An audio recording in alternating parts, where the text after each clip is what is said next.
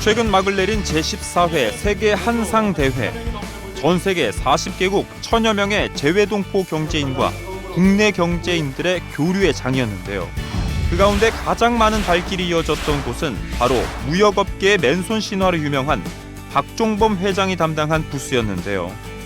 오스트리아에 주소를 둔 영산그룹 회장으로 세계 13개국 21개 현지 법인을 둔 그는 한상들을 위한 일이라면 언제나 발벗고 나서기로 유명한데요.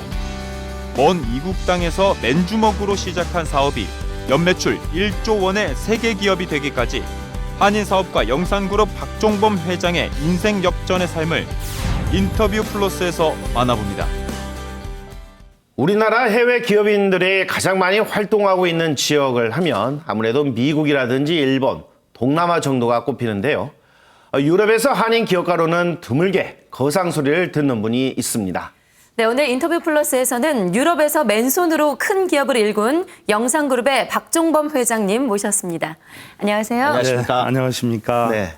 자, 얼마 전에 경주에서 열린 세계 한상대회에서 뵌 기억이 나는데 그새 또 싱가포르랑 중국을 다녀오셨다고 들었습니다. 예, 그렇습니다. 지난 18일부터 싱가포르에서 그 세계 한인 경제인 대회가 개최가 됐었어요. 그래서 이제 거기 참가하고 다음 날 이제 홍콩으로 가서 중국 심천에 저희가 지금 그 전 세계에 납품하고 있는 손 건조기가 있습니다. 그래서 그 건조기를 생산하는 공장 둘러보고 바로 이제 다음 날 한국으로 돌아와서 이어서 이제 다시 순천에 내려가서 또 순천에 저희가 또 그 특수 장갑을 만드는 공장이 있거든요. 그래서 그 공장도 둘러보고 이제 올라왔습니다. 네, 일정만 봐도 피곤하실 것 같은데 열정이 그야말로 대단하신데요. 회장님과 관련된 이야기들을 쭉 나눠볼 텐데 저희가 키워드로 준비를 했습니다. 하나하나 보면서 이야기할게요. 자, 첫 번째 키워드가요. 네. 오스트리아 미아, 이러면 국제 미아 신세가 되셨다는 이야기인가요? 예, 그렇습니다. 제가 1996년도에 그때 이제 한국의 기아자동차의 이제 법인장으로 발령을 받아서 오스트리아에 갔는데 뭐 아시다시피 이제 그 한 2년 후에 98년도 9년도에 우리 한국이 이제 금융위기를 맞고 위기로 오고 해서 이제 뭐 여러 회사들이 어려운 상태에 빠졌고 마찬가지로 그 당시에 이제 저희 회사도 어려운 상태에서 이제 철수 명령이 내려졌죠. 근데 이제 뭐 아시다시피 그때는 굉장히 한국이 어려운 상태였기 때문에 많은 사람들이 이제 직장을 떠나야 되는 그런 상태였지 않습니까? 그래서 저도 뭐 당연히 이제 회사를 나와야 되는 그런 상태가 된 것 같아서.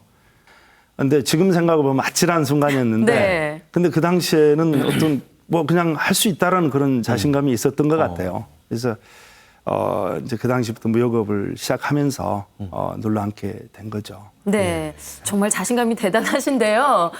근데 사실 처음에 우리가 우리나라를 벗어나서 어딘가 다른 나라에 가서 사업을 시작한다라고 하면은 흔히 우리가 많이들 가 있는 미국이나 뭐 일본 이런 쪽을 택하게 될 텐데 유럽 쪽을 가셨어요. 상당히 여기는 보수적이라서 힘들지 않을까 싶을 텐데요.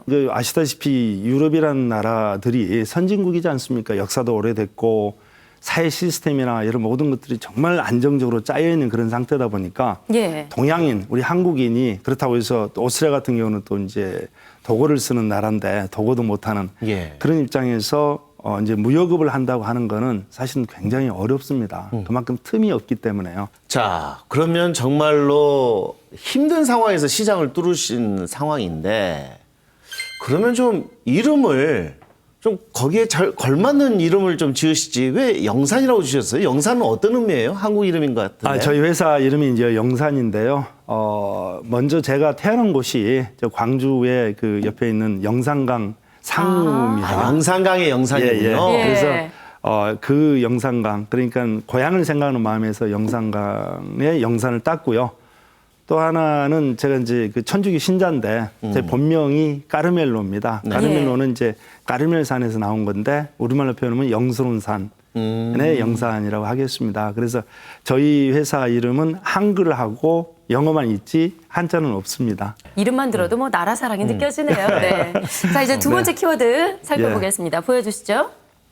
자, 두 번째 키워드는요. 사탕 포장지와 1조 원입니다.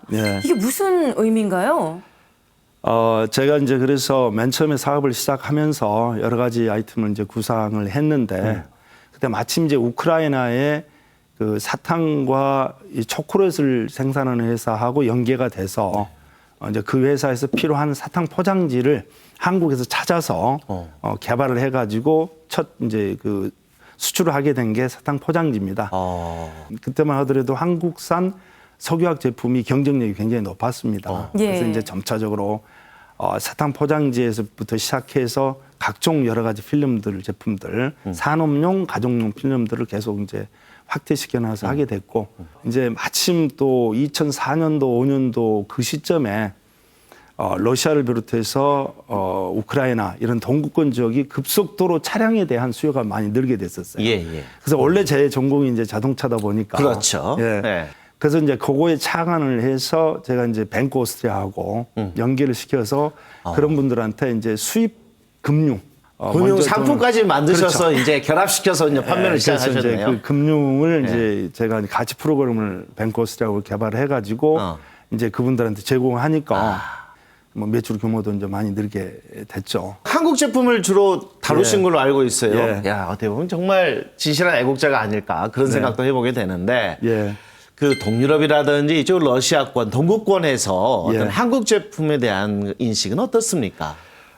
잘 아시겠지만 이제 아무래도 유럽이나 이런 제품들은 품질이 좋은 반면에 가격이 높지 않습니까? 그렇지만 뭐 이제 중국 제품 같은 경우는 뭐 가격은 싸지만 실질적으로 또 품질 면에 있어서 좀 믿음이 덜 가는 거고. 그래서 그 당시 지금도 마찬가지지만 한국산 제품이 품질은 유럽 제품하고 거의 똑같고 어떤 제품은 더 좋기도 하지만 그러나 가격 경쟁적인 측면에서 봤을 때는 아직도 유럽산보다는 훨씬 더 경쟁이 있는 제품이 사실 한국 제품입니다. 예. 아니 사탕 봉지로 시작해서 뭐 자동차, 금융 네. 이번에 또 최근에는 온수매터 보일러 쪽에 관심을 가지신다고 들었어요. 아니 저 같은 한국 사람은 사실 뜨뜻하게 지지는 거 좋아하는데 유럽 사람들은 이게 먹힐까? 좋아할까? 의문이 들거든요. 예, 바로 그렇습니다. 먼저 이제 보일러인 경우에는 저희가 이제 러시아나 우크라이나 이런 CIS 지역에 예전부터 판매를 해오고 있었습니다. 근데 잘 아시다시피 이제 그 우리나라의 온돌 문화가 사실은 그 우리 환경 건강적인 측면에서는 이 그 온방하는 데서는 굉장히 좋다고 그러더라고요. 그렇죠, 그렇죠. 그러다 보니까 유럽에도 요즘에 사실은 온돌 쪽이 굉장히 많이 늘었어요. 저도 저희 비엔나에 저희도 이제 1년 전에 집을 새로 이렇게 장만을 했는데 거기도 다 밑에 바닥 온돌을 까셨어요? 이제 그렇게 바닥에서부터 이렇게 온방을 하는 그런 시스템으로 돼 있는데요. 그러다 보니까 사실은 한국의 온돌 문화를 알릴 수 있는 방법이 바로 이 온수기 매트인 것 같아요. 자, 그렇다면 이번에는 세 번째 키워드 좀 보도록 하겠습니다. 네. 한국군 입대. 뭐 회장님 연세에 다시 뭐 군대에 입대할 일은 없을 것 같고 아드님 이야기인가요? 예, 그렇습니다. 제가 이제 아들을 둘 뒀는데요. 두 애들이 나이 차가 2살입니다. 근데 이제 큰애는 비엔나 공대에 이제 건축공학을 전공했고 둘째는 영국의 이제 정경대 LSE에서 법학을 전공을 했습니다. 네, 했는데 먼저 그 둘째가 2학년인가 됐을 때 얘가 아빠 한국에 군대를 가야 되겠다고. 근데 저 같은 경우는 기본적으로 당연히 뭐 영주권을 갖고 있는 입장이지만 애들이 군대 가는 거는 너무 당연하다고 생각을 했어요. 제 스스로도. 뭐 안 간다 어떤 그런 개념이 없었던 것 같아요. 그래서 뭐 대단하다 뭐 격려도 안 하시고 갈 때 됐으니까 가야지. 당연히 가야 되는 거다 생각을 했었던 거였고요. 그래서 이제 그래서 자기가 이제 뭐 카투사에 이제 합격을 해서 가게 됐고 그 얘기를 듣고 이제 큰애도 아빠 나도 그럼 같이 군대 가야 되겠다. 왜냐면 아빠 엄마는 이제 유럽에 있어야 되는 상황이다 보니까 뭐 자기도 그때 동생 갈 때 같이 군대를 가야 되겠다 해서 이제 병무청에 이제 군대 가겠다고 신고를 하니까 이제 신검이 나왔는데 근데 희한한 거는 둘이가 입대 날짜가 똑같이 됐어요. 아, 정말요? 정말 자랑스러운 우리 대한민국의 아들이 됐네요. 그렇다고 봅니다. 지금까지 쭉 얘기만 들어봐도 나라 사랑이 뭐 워낙 넘쳐나시는데 아니 그 유럽에서 우리 한국 문화를 알리는데 또 앞장서고 계시고 또 우리 한국 사람들을 위해서 후원까지 하시고 계신다고 들었어요. 그렇습니다. 이제 오스트리아에 유럽에 살다 보니까 아까 말씀드린 대로 한국산 제품을 이렇게 판매를 하고 있는데 그렇다면 그런 한국산 제품에 대한 로열티를 높여주는 방법은 뭐냐? 결국에는 문화예술이에요. 저는 그런 생각이 듭니다. 그러니까 네. 한국의 문화와 한국의 예술이 자연스럽게 서구하고 같이 융합이 되고 교류가 이루어졌을 때 그 사람들이 한국 제품에 대한 거를 이미지를 그거 우리나라 차 아니야? 라는 느낌이 들 정도까지 하려면은 문화예술이 그만큼 뒤따라줘야 된다라는 생각이 들었고 제가 이제 오스트리아 한인 회장을 할 때 우리 오스트리아에다 이제 한인 문화회관을 건립하자라고 해서 지금 도나우강에 도나우 팍이 있는데 굉장히 아름다운 곳입니다.